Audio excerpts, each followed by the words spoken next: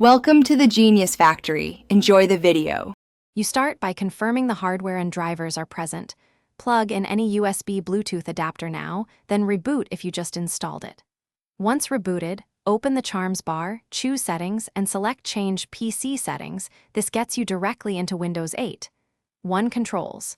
Make sure airplane mode is off. Look for the Bluetooth toggle under PC and Devices. If you don't see Bluetooth, open Device Manager to verify the adapter appears and drivers show no errors. Once done, put the other device into pairing mode. Follow its instructions and watch for a blinking LED or pairing prompt. Back on your PC, go to PC and Devices, then Bluetooth, and choose Add a Device. Windows will scan and list nearby items.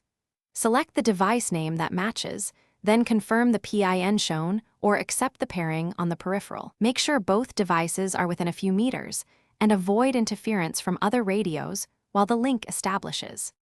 You finish by testing the connection, play audio, send a file, or view the device under Bluetooth to ensure it reports connected.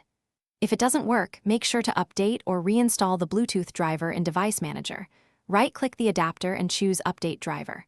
Once done, run the Windows hardware and sound troubleshooter from Control Panel to automate fixes. Quick tip: if pairing repeatedly fails, remove the device from Bluetooth list, restart both devices, then pair again to clear stale profiles. Thanks for watching. If you found this helpful, don't forget to like and subscribe.